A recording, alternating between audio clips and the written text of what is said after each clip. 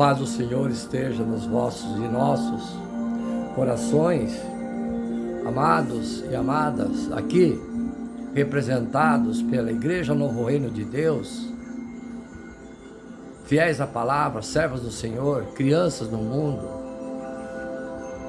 aqueles que necessitam de ouvir a palavra no mundo, que seja levado aos ouvidos daqueles que necessitam, que o Espírito Santo de Deus desça sobre nós nesse momento e derrame sobre nós a sua luz, para que nós possamos ouvir a palavra nesse momento pregada por esse servo, em nome do Cristo Jesus, em nome do Deus Pai, pregando sobre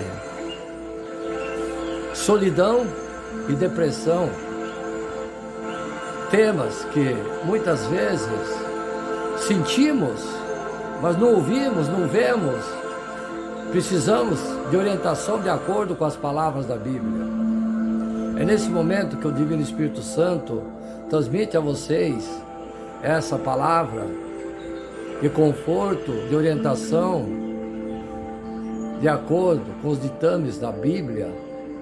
Eu peço que o sangue de Jesus derramado na cruz repreenda todo o mal que está sob o jugo daqueles que aqui estão ouvindo a palavra. Expulse o demônio para as prisões do inferno e tire todo o mal que está sob o jugo, dando alegria, paz, harmonia no coração dos aqui representados com a palavra amados e amadas. Vamos então discernir sobre solidão e depressão. A primeira fase, dividir em duas fases. Eu gostaria que prestasse atenção, ouvindo a palavra do Espírito Santo de Deus que aqui está presente, dirigida a você que está me ouvindo nesse momento. Amém? 25 escrituras para que os cristãos lutem contra a solidão. Você não está sozinho, amado e amada, em sentir-se solitário. Muitos lidam com esse sentimento de isolamento. Para aqueles que confiam em Deus, a ajuda, sim, a sua palavra. Essa pregação, aqui essa palavra, nesse momento, é para os cristãos solteiros. Você pode se sentir solitário em qualquer circunstância, em qualquer idade, mesmo que estiver cercado de pessoas, mesmo quando estiver em um relacionamento também, ou quando tiver muitos amigos, conhecidos. A solidão é a sensação da alma isolada, de conexão humana significativa, sentindo-se incompreendido, deslocados, complexados, cheios de trauma. Curiosamente, a Bíblia não diz nada diretamente sobre a solidão. No entanto, isso significa que não podemos usar muitas escrituras para nos ajudar a lidar com esse sentimento. Aqui dividimos isso em algumas formas eficazes, diferentes de fazer isso. Eu quero aqui mencionar e oferecer essa pregação às psicólogas, às psiquiatras, às médicas, enfim, às pastoras. Por quê? Porque as pastoras lidam com o sentimento espiritual. As psiquiatras, as professoras, as psicólogas lidam com os sentimentos materiais. Quero oferecer a essa classe essa pregação. Primeiro, tenha uma visão para as coisas celestiais. Não preencha a sua solidão de coisas vazias, sem sentidos, que afetam sua alma, intensificam o seu isolamento, mesmo que as coisas não são necessariamente, mas pode realmente prejudicar-te pelas reações que causam em você. Eu quero aqui fazer de antemão um breve relato a vocês. Elias vivia numa caverna isolado, teve depressão, teve estresse. Eu servo do Senhor, vivo aqui, no meio da cidade, mas estou intocado numa casa, isolado completamente, porque diz a Bíblia, está escrito, se fores casado, trate com as coisas da família. Se estiveres solteiro, tratando das coisas de Deus, se possível, permaneça solteiro. E eu cuido das coisas de Deus, mas eu vivo na cidade de pedra, enfurnado em uma caverna, aqui na minha casa, isolado completamente, não tenho amigos. Eu prego, oro, vivo a palavra e sou alimentado pelo Divino Espírito Santo de Deus, igual Elias, que era alimentado de pão e água pelos corvos. Amém? Busque a realização celestial em vez de procurá-las nas terenas. Atenção, psicóloga e psiquiatras, olhe para a recompensa. Mesmo se você continuar se sentir solitário, solitária, você sabe que o seu tempo na terra é temporário. Como eu sempre digo, filhos, tudo que é bom, tudo que é ruim passa. Deus vai te ver através disso, e no final você estará com o seu Salvador, Jesus Cristo, eternamente, e terá Ele como seu companheiro, e todos nós, seus irmãos. Segundo Coríntios capítulo 4, verso 17, diz: porque a nossa leve e momentânea tribulação produz para nós um peso eterno de glória muito excelente. Salmo 17, verso 15, quanto a mim, contemplarei a tua face na justiça, eu me satisfarei da tua semelhança quando acordar. Colossenses capítulo 3, verso 1 e 4. Portanto, se já ressuscitaste em Cristo, ou com Cristo, buscai as coisas que são de lá de cima, onde Cristo está sentado à destra de Deus, ou melhor, sentado à direita de Deus Pai. Pensai nas coisas que são lá de cima, e não as que são na terra. Olhai para o céu, pensando nas coisas que são lá de cima, e não olhe para a terra, nas coisas que são lá de cima, e sim são da terra. Porque já estáis mortos, e vossa vida está escondida em Cristo, em Deus. Quando Cristo, que é a nossa vida, se manifestar, então também vos manifestareis com Ele na sua glória. Segundo, confie em Deus e busque uma conexão significativa com Ele. Deus é fiel, não importa o que você sinta, não importa se todo mundo deixa você, não importa quão sozinho você esteja, Ele está lá, sim. Ele te ama mais do que você poderia conhecer ou compreender. Pode parecer um clichê cristão, mas é absolutamente verdade que seu relacionamento com Deus pode satisfazer todas as suas necessidades. Busque-o e você pessoalmente experimentará o amor de Deus por você. Isaías capítulo 49, verso 16, eis que nas minhas palmas das mãos eu te gravei. Salmo 119, verso 7 e 10, para onde me irei do teu espírito? Ou para onde fugirei da tua face? Se subir ao céu, lá tu estás. Se fizer no inferno a minha cama, eis que tu ali estás também. Se tomar as asas da alva, se habitar nas extremidades do mar, até ali a tua mão me guiará, a tua destra me sustentará. Salmo 16, capítulo 11, far-me-á verde a vereda da vida, na tua presença a fartura de alegrias, a tua mão direita a delícia perpetuamente. Isaías capítulo 58, verso 11, e o Senhor te guiará continuamente, e fartará a tua alma em lugares áridos, e fortificará os teus ossos, e serás como um jardim regado, e como um manancial cujas águas nunca faltam.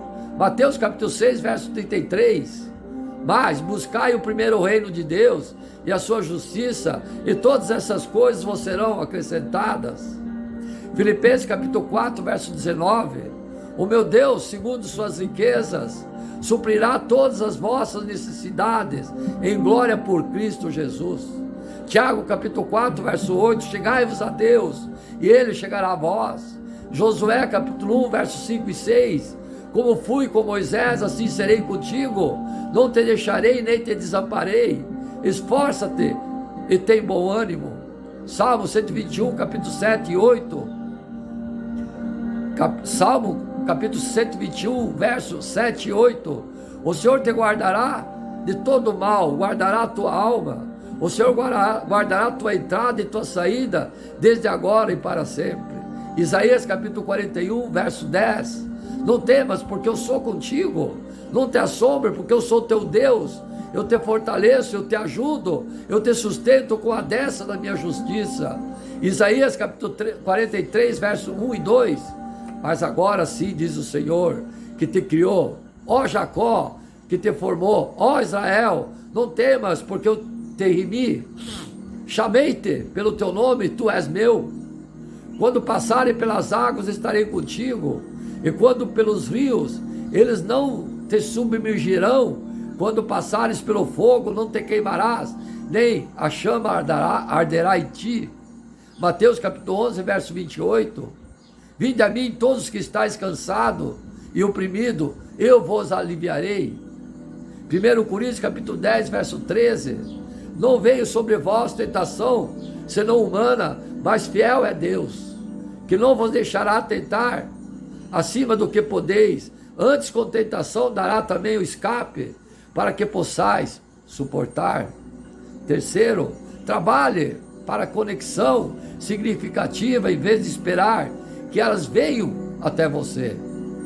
Pode ser fácil apreciar o papel de vítima, pensar que ninguém é tão difícil quanto para mim, acreditar nas razões pelos quais Satanás nos alimenta para nos fazer pensar que isso é verdade e realmente se entregar à autopiedade. Quando a tentação vem para sentar-se e mergulhar em seus próprios sentimentos, em vez de vencê-la e sair e fazer algo com ou para os outros, isso constrói o amor, a união, fraternidade e companheirismo. Gálatas capítulo 6, verso 2. Levai as cargas um dos outros, e assim cumprireis a lei de Cristo. João capítulo 15, verso 13. Ninguém tem maior amor do que este, de dar a alguém a sua vida pelo seu amigo. Filipenses capítulo 2, verso 3 e 4. Não façais por contendas ou por vanglória, mas por humildade, cada um considere os outros superiores a si mesmo. Não atende cada um para que propriamente seu, mas cada qual também para o que é dos outros. 1 João capítulo 1, verso 7. Mas se andarmos na luz, como ele na luz está, temos comunhão uns aos outros, e o sangue de Cristo Jesus, seu Filho, nos purifica de todo pecado. Quarto, o corpo de Cristo. O corpo de Cristo é o melhor antídoto para a solidão. Repito, o corpo de Cristo é o melhor antídoto para a solidão. Todos aqueles que seguem Cristo e foram batizados com um só Espírito são o corpo de Cristo. No corpo nos tornamos um, apesar de nossas diferenças. Temos comunhão no Espírito mesmo quando estamos sós. Somos de uma mente, um Espírito, um propósito e temos um objetivo.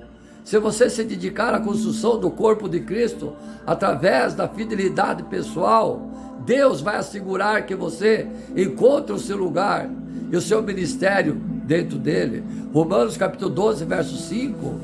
Assim nós que somos muitos, somos um só corpo em Cristo, mas individualmente somos membros um dos outros. 1 Coríntios capítulo 12, verso 12. Porque assim como um corpo é um, e tem muitos membros, e todos os membros, sendo muitos, são um só corpo, assim é Cristo também. 1 Coríntios capítulo 12, verso 26. De maneira que, se um membro padece, todos os membros padecem com ele. E se um membro é honrado, todos os membros se regozijam com ele. Efésios capítulo 2, versos 19 e 22.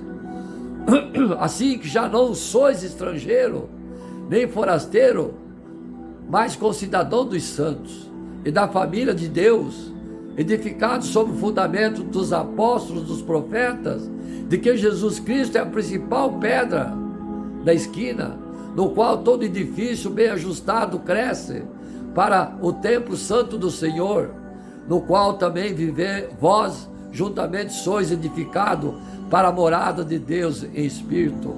Efésios capítulo 4, verso 11 e 13. Ele mesmo deu uns para apóstolos, outro para profeta, outros para evangelistas, e outro para pastores e doutores, querendo o aperfeiçoamento dos santos, para a obra do ministério, para a edificação do corpo de Cristo, até que todos cheguemos à unidade da fé e ao conhecimento do Filho de Deus, o homem perfeito à medida da estatura completa de Cristo. Com Deus ao nosso lado, com o Espírito para nos guiar, podemos navegar pelas águas da solidão e entrar no descanso da paz, que vem de desistir de todos os esforços para satisfazer os meus desejos humanos e entregar-me inteiramente a Deus. Você pode estar interessado sempre nas coisas do mundo, mas temos que viver pela fé, amados e amadas. A igreja está cultivando a solidão também. Temos aqui exemplos de vários suicídios de pastores, sim, vários suicídios. Então, amados e amadas, a igreja tem solidão, sim. Acreditamos que a independência um dos outros na cultura cristã, infelizmente, em nossas igrejas existem. Uma vez uma igreja, contando uma parábola, uma metáfora, da multidão dos que creram, era um coração e uma alma. Ninguém considerava exclusivamente sua nenhuma das coisas que possuía, pois tudo lhes era comum. Atos capítulo 4, verso 32. Compartilhava o tempo, compartilhava a comida, compartilhavam as posses, compartilhavam a identidade. Eles eram a igreja primitiva, uma família unida pelo sangue de Jesus. Muitas das nossas igrejas hoje, amados e amadas, no entanto, deixaram para trás aquela imagem da família de Deus, a cultura absolutamente fraca ou inexistente da família de Deus, da igreja ocidental contemporânea tem promovido um agravamento inigualável da solidão, com mulheres solteiras, em particular, soterradas no fundo do poço. A crise da solidão. Então, falamos muitos, conforme conversamos nessa pregação, sobre amizades e limites, nos restringindo à solidão, especialmente, como eu falei, entre mulheres solteiras. Estão fazendo um tipo de mergulho em águas profundas que mulheres casadas não estão. Quando você é casado, existe alguém segurando seus tornozelos quando você está pendurado sobre um abismo. Existem mulheres solteiras e ninguém está lá para ajudar. Quem vai segurar seus tornozelos quando estiver caindo no abismo? Esse exemplo é poderoso, que chamamos de crise de solidão. Nós, a igreja, criamos o problema e agora estamos pedindo aos solteiros que encontrem a solução. Dizer a uma mulher solteira que já está solitária para assumir a responsabilidade de estabelecer limite nos relacionamentos e não entender o problema. Precisamos fazer algo sobre a cultura de isolamento e falta de família de Deus na igreja. Ela diz: pessoas desesperadas fazem ídolos, pensamentos maus, Se derrotarmos o desespero, talvez a igreja possa estar no ofício não apenas da destruição dos ídolos formados por você, mas a prevenção dos ídolos. Cultivando a família de Deus, como então cultivamos de maneira prática a cultura dos atos? O coração e a alma da família de Deus nos dias de hoje. A igreja pode mudar seu funcionamento de muitas vezes sozinha, eu ocasionalmente junta, para muitas vezes juntos e ocasionalmente sozinho. Um coração e uma alma podem começar com um lar. Faz um chamado audacioso você. A maioria das famílias deveria estar vivendo comumente com solteiros da igreja. E seu propósito, assim como a paternidade, não é criar dependência, mas ajudar as pessoas a decolar. A vida em comunidade é um arranjo curto prazo para as épocas da vida em que há necessidade de uma fiel presença. Discipulado em sua mente deveria crescer a partir do funcionamento da família cristã. Podemos descrever vários benefícios para a família. Aliança ao abrir as portas. Muitos na igreja podem ter intimidade e relacionamento seguro. Reduz a necessidade de intervenção ou aconselhamento da igreja, porque mais questões são tratadas organicamente em comunidade. Coloca uma pressão saudável em um casamento para ser um casamento piedoso e não recorrer a viver junto com companheiros de quarto somente. Visivelmente representa a família de Deus.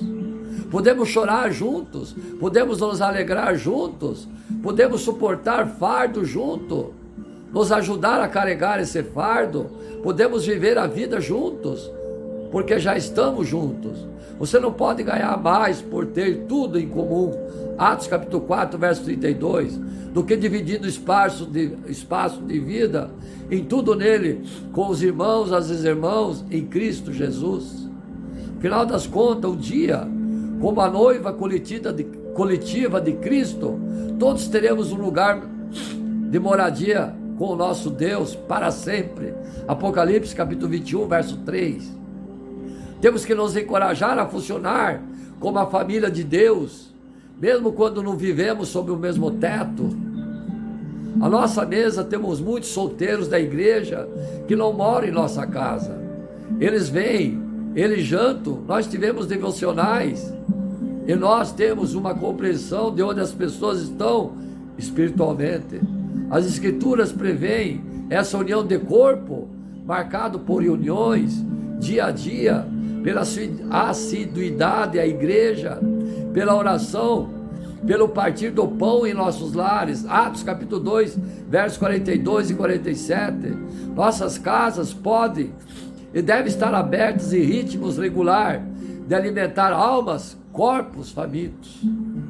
Para o seu pequeno grupo, sua comunidade, onde se vive, um coração e uma alma requer uma lembrança ativa de que compartilhamos uma identidade.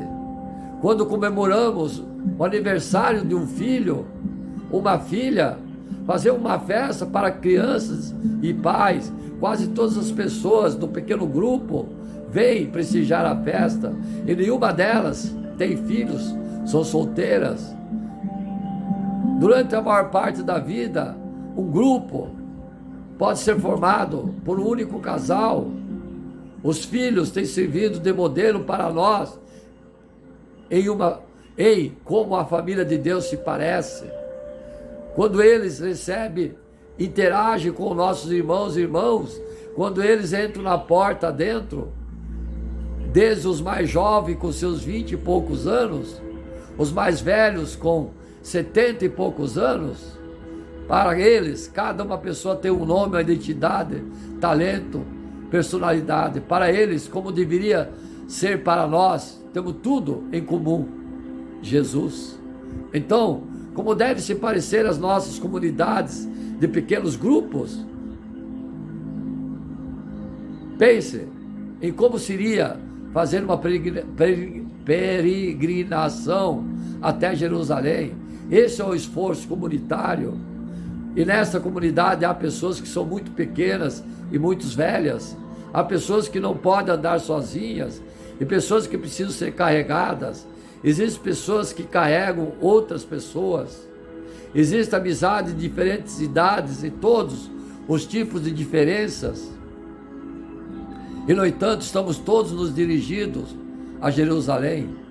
E este precisa ser um modelo para a nossa família de Deus cristã, a fim de que todos nós estejamos nos dirigindo para essa nova Jerusalém.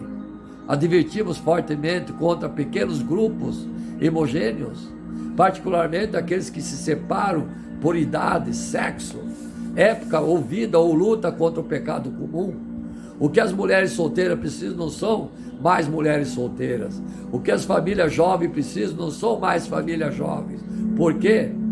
Pequenos grupos organizados por uma categoria sociológica realmente enfraquecem o relacionamento para atravessar diferenças em uma igreja. Isso enfraquece a nossa capacidade de realmente servir uns aos outros. Deixar espaço para amizades reais e orgânicas. Cristo é a nossa comunhão e nós somos membros do seu corpo.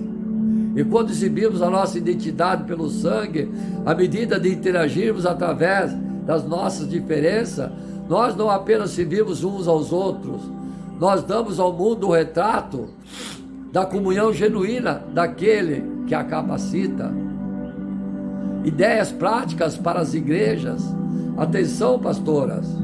Um coração e uma alma deve ser uma missão coesa de toda a igreja. Para as igrejas menores, temos que cultivar uma cultura de família de Deus. Pode acontecer mais naturalmente, mas para aqueles que nós, em igrejas maiores, os anciões deverão liderar a determinação de como os tipos certos de relacionamentos serão estabelecidos e nutridos. Aqui estão algumas ideias que eu vou pregar, que ofereço aos pastores, anciões e líderes da igreja, à medida que crescemos no nosso estilo de vida da família de Deus. Primeiro, fornecer casas que recebam durante as festas. Algumas casas da igreja são locais que recebem outros durante as festas, sem perguntas, sem convites necessários. Em igreja maior, essa iniciativa pode requerer que líderes da igreja compilem uma lista de membros com as portas abertas nos feriados do ano e ter pessoas que se inscrevam para se juntarem a elas, o início formal para um ritmo orgânico a caminho. Incentive pequenos grupos a agir como uma família, pequenos grupos de rumo à parede de grandes igrejas, em casas de família. Eles são frequentemente o meio pelo qual vivenciamos a comunhão, satisfazemos as necessidades do ministério dentro da igreja, juntamos ideias e executamos evangelismo em nossos bairros e cidades. Lembramos que todos os três são necessários. Venho pedir aos irmãos e irmãs do Senhor, vamos nos santificar, que à medida que servimos o Senhor juntos, e vamos até lá, e temos conversas difíceis, tenhamos sido muito tempos para jogar cartas, com os outros, ou montar um quebra-cabeça, juntos na mesa da sala de jantar, que nós realmente nos conheçamos um ou outro nesse nível. Nós depositamos nossos planos e tempo ao pé da cruz, não apenas por causa do ministério externo da comunidade, mas por causa de conhecermos bem uns aos outros. Temos noites de jogos, comemos alimentos, não proferimos e abrimos a mão da hora de ir para a cama das crianças e nossa, em prol da comunhão, assim como fazemos por causa de estudar a palavra de Deus e engajar o mundo descrente à nossa volta. Promova intimidade baseada com os vizinhos. Não importa o quanto a visão sua seja estranha para as famílias da igreja, todos nós podemos dar passo adiante especialmente se começarmos a sonhar, orar com os membros da igreja em nossa vizinhança. Muitos dos seus conselhos presumem que não moramos longe um do outro. O compartilhar regular de refeições, pregar a palavra um ao outro, atividades recreativas e vida missional na comunidade geralmente exige proximidade entre os membros. Uma maneira prática de promover, então, é simplesmente descobrir quem vai à sua igreja e vive perto de você. Você sabe? Família agora e para sempre. A igreja está cultivando solidão. Possivelmente a sua igreja, pastora, está cultivando solidão. De qualquer maneira, há um chamado aqui para todos nós, que através dos nossas fiéis orações, escuta e obediência, a nossa vida cotidiana e ministério relata a realidade de um coração e alma da igreja verdadeira, da família de Deus. E para aqueles para aqueles de nós que sentem que a família de Deus é uma realidade inatingível, o nosso caminho adiante, faça o que você faz e abra ainda mais os seus braços, amada e amados. A resposta de Deus vai dar agora a você com o problema da sua solidão. Você já reparou quantos quadros apresentam uma ilha deserta? Você olha o desenho e lá estão duas pessoas, náufragos e abandonados. Naquela ilhazinha embaixo das palmeiras do quadro que você está olhando, diz os psicólogos que muitas vezes em nossas vidas nos sentimos como náufragos numa ilha deserta.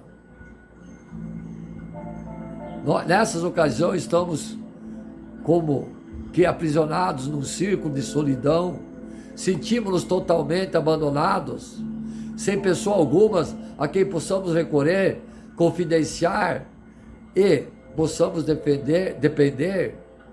É a solidão. Todos nós estamos sujeitos à solidão, sim, todo ser humano. A Bíblia nos mostra a resposta de Deus a esse problema. Atenção, pastoras e psicólogas, muitas são as causas que provocam a solidão. Uma pode ser a perda de uma pessoa querida, outra pode ser a mudança de um ambiente familiar e agradável para outro, onde a pessoa é desconhecida e se sente sem ambiente. Também pode acontecer que uma pessoa seja abandonada pelo seu grupo de amigos, pelo seu marido, pelo seu namorado, seja qual for a solidão. Saiba que Deus está interessado em você. A solidão não é simplesmente consequência da ausência de pessoas, porque a multidão muitas vezes é o lugar mais solitário. Como eu me encontro aqui dentro da cidade, cheio de pessoas me rodeando, vizinho, dos quatro cantos, estou solitário. Vocês que viajam sabem disso.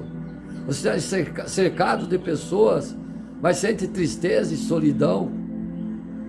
Isso acontece porque a solidão não depende de número de pessoas que estão com você em determinado lugar, mas do relacionamento que você tem com essas pessoas. Encontramos na Bíblia a história de pessoas que experimentaram a solidão, mas que encontraram a solução para esse problema. Elias, acabei de citar lá em cima, é uma dessas pessoas. Em seu tempo, a rainha Jezabel tinha introduzido deuses pagãos na vida religiosa de Israel, que foram aceitos pelo povo. É claro, o povo gosta, que tudo que é fácil, divertido. Existe aqui nesse mundo hoje o carnaval gospel. Para agradar sua mulher Jezabel, porém Acabe deu-lhe autoridade sobre os assuntos religiosos e mandou construir ídolos e templos aos deuses dela. Acabe igualou o culto de Baal ao culto de Jeová, Deus. Deus enviou Elias, então, o profeta, destemidamente denunciou o pecado que todos haviam cometido e abandonando Deus. E por causa da pregação de Elias, Jezabel decidiu matá-lo. Então Elias fugiu para o deserto, se escondeu em uma caverna, como eu citei lá em cima. Ele veio a palavra do Senhor dizendo: que fazes aqui, Elias? Deus disse, 1 Israel capítulo 19, verso 9. A sua solidão era real, palpável, pois ele se sentia triste, desanimado e derrotado por não ter absolutamente ninguém ao seu lado. Foi então que Deus começou a resolver o problema de Elias. A primeira providência que tomou foi ele próprio revelar-se profeta. Nessa palavra eu quero homenagear meu filho Abraão, o futuro profeta encomendado no ventre de sua mãe, a pastora Flávia. Elias tinha que aprender a lição de que o homem que conhece ao Senhor nunca está só. Aprendo isso, amados e amadas, pois Deus prometeu ser um auxílio presente nas suas angústias. E na escuridão e na solidão da caverna, Deus estava lá. Deus estava se revelando a Elias naquela solidão, mas ele estava tão desconsolado que parecia ter perdido a capacidade de buscar Deus através da oração. Ele estava enfraquecido pela solidão e pelo desespero. Então Deus veio ao auxílio dele e revelou sua presença. A consciência da presença de Deus em nossos corações, amados e amadas, é o primeiro passo para vencermos a solidão. Lembre-se, psicólogas, eu disse que depressão, solidão, às vezes são dores espirituais. A ciência não explica. Existe depressão e solidão, crises espirituais e crises materiais. Esse princípio é ilustrado na Bíblia em diversas ocasiões para vencermos a solidão. Em Deuteronômio capítulo 31, versos 6 e 8, encontramos Moisés falando com Josué. Estava se aproximando a hora da morte de Moisés, e Josué tinha sido escolhido para assumir o comando do povo de Israel. Então Moisés lhe disse: esforça-te, ânimo, pois com esse povo entrarás na terra que o Senhor jurou aos teus pais que daria, e tu os farás herdá-lo. O Senhor é que vai diante de ti, ele será contigo, não te deixará, nem te desamparará. Não temas, não te espante. Deuteronômio capítulo 31, versos 7 e 8. Reparem, amados e amadas, que por duas vezes vemos a promessa de Deus: não vai desamparar Josué. Moisés tinha avisado Josué sobre sua morte. Era natural que o sentimento de solidão se abatesse sobre Josué, mas Moisés tranquilizou Josué: o Senhor está contigo, não te deixará, nem te desamparará. O sentimento de solidão podia ser dissipado com a promessa de Deus, que não o deixaria só. O segundo passo de solidão pode ser dissipado com a presença de Deus, não o deixaria só. O segundo passo para vencermos a solidão é a atividade espiritual, não material, espiritual, oração, jejum. Voltamos ao profeta Elias, vamos voltar? Disse-lhe o Senhor: vai, volta pelo caminho para o deserto de Damasco. Disse o Senhor a Elias: quando lá chegares, unge Azael, rei sobre a Síria. Nos versículos 16 e 18, Deus determina a Elias uma tarefa e adverte não ficar escondido em caverna. Ele deve empenhar-se na realização dos trabalhos que foi determinado.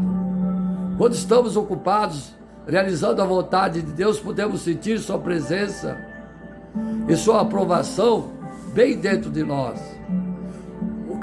Ociosidade não é a vontade de Deus. Deus não gosta de pessoa preguiçosa, de filho seu preguiçoso. Há um terceiro passo no versículo 18. Também conversei em Israel, 7.000 todos de joelhos que não se dobraram a Baal, e toda a boca que não o beijou. Elias sentia-se sozinho, porque julgava ser o único que amava a Deus. Mas Deus lhe disse que saísse e fosse a juntar aos outros, que também amavam a Deus.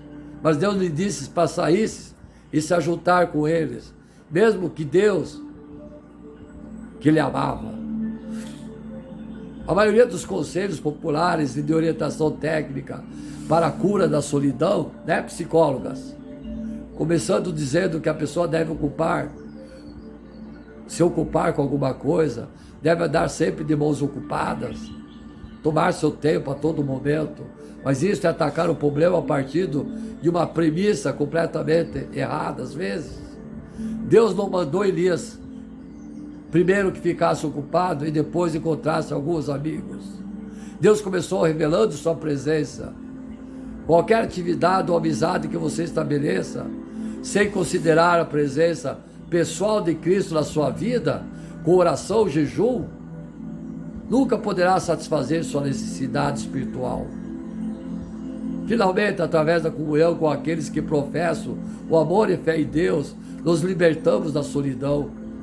Quando tentado a escondermos em nossas cavernas, como Elias, como eu, que possamos experimentar a presença real de Deus em nossas vidas. Deus está dentro do seu coração, dentro do meu coração. Você, amado e amada, não está só. Amém? Vamos prosseguir no segundo vídeo. Amém? Estão gostando da pregação? Depressão? Solidão? Amém?